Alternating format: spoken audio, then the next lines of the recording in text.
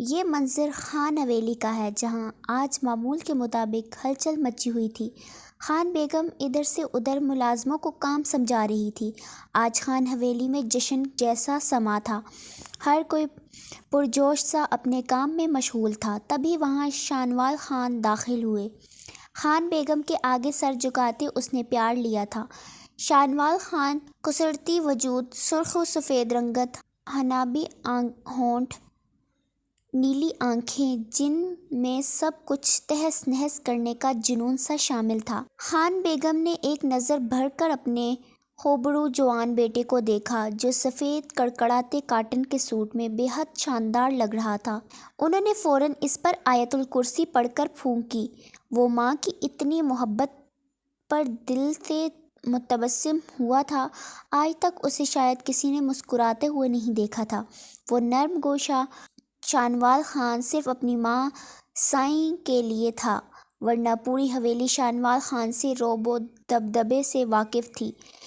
زرشے اب آپ زیادتی کر رہی ہیں ہمارے ساتھ، یشفا اسے مردان خانے کی جانب جاتا دیکھتے ہوئے بولی تھی۔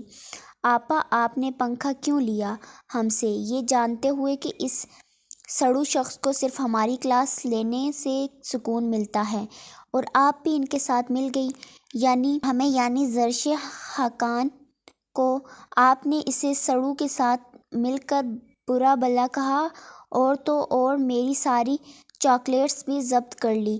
آپ تو ذرا ترس نہ آیا ہمیں ہماری معصوم خواہشات کا گلا گھونٹتے ہوئے؟ زرشے بھی اپنے موڈ میں آتی یشفا کو دھول چٹا گئی تھی۔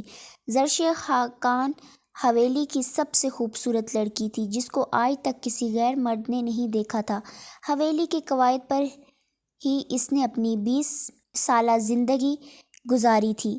میٹرک کے بعد ان میں سے کسی کو پڑھنے کی اجازت نہ دی گئی تھی، تب ہی زرشے کو بی اماں نے گھر داری میں لگا دیا تھا۔ سفید میدے جیسی رنگت، گلابی تراشیدہ ہونٹ، مخملی سا نازک جسم، لمبے سیاہ بال جن کی چٹیاں بنائے کمر پر تھی۔ نازک سا کم سن سراپا کسی کو بھی اپنا اسیر بنا سکتی تھی زرشے خاقان۔ اس کے حسن کی وجہ سے اکثر جہاں آرا بیگم پریشان رہتی تھی۔ حویلی کی روایات سے وہ بخوبی واقف تھی۔ وہ ڈرتی تھی کہ بنفشتے کی خوبصورتی سے نہ جانے کون سا ڈر ان کے دل میں کنڈلی مار کے بیٹھا تھا۔ اچھا بابا ہم معافی چاہتے ہیں، یشفا گڑیا لاؤ ہماری ڈائری ہمیں لوٹا دو چندا۔ اس بار زرشے نرمی سے گویا ہوئی تھی۔ وہ جانتی تھی کہ یشفا ایسے ہاتھ آنے والی نہیں۔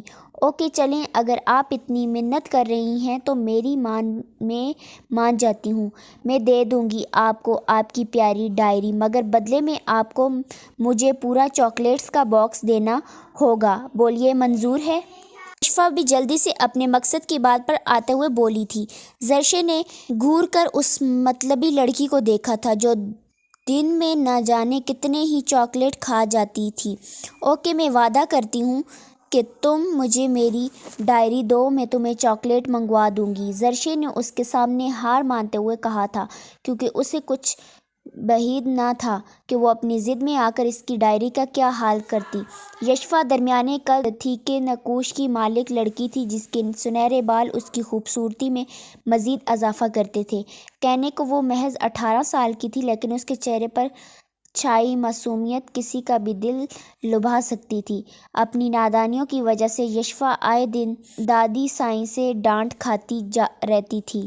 اوکے میں دے دیتی ہوں آپ کی ڈائری، مگر یاد رہے کہ وعدہ خلافی نہ ہو، یشفا کسی بڑی اماں کی طرح اسے آرڈر دیتے ہوئے بولی تھی، اور ایک ادا سے اپنے سنہری بالوں کو جھٹکتی چھپاک سے بھاگ چکی تھی۔ پیچھے زرشے اپنی ڈائری کو سینے سے لگائے دل کی دھڑکنوں کو اعتدال پر لانے کی کوشش کر رہی تھی۔ کہاں جا رہے ہو اور کیوں؟ شانوال خان نے اپنے سامنے کھڑے سانوال خان سے سوال کیا تھا، جو رات کے اس پہر نہ جانے کہاں جانے کی تیاریوں میں تھا۔ شانوال کو اس کا یوں رات بے رات باہر رہنا بالکل پسند نہ تھا۔ ایسا نہیں تھا کہ سانوال کسی برائی میں تھا، لیکن وہ چاہنے کے باوجود بھی اپنے بھائی پر نرمی برتنا نہیں چاہتا تھا، کیونکہ وہ جانتا تھا حویلی کے سخت قانون کو۔ شانوال جہاں کم گو تھا، وہیں سانوال لاابالی سا جذباتی طبیعت کا مالک تھا۔ اس کے جذباتیت سے ہی شانوال خان کو خوف محسوس ہوتا تھا۔ وہ خود سے جڑے رشتوں کے معاملے میں بے حد حساس تھا۔ سانوال کی عادت تھی کہ وہ کسی بھی طرح اپنے رشتوں کو کسی کے ساتھ بانٹ نہیں سکتا تھا، جس میں سب سے اوپر اس کا بھائی تھا، جس کے کہنے پر وہ دنیا کی ہر چیز ٹھکرا سکتا تھا۔ یہ منظر خاقان حویلی کا ہے،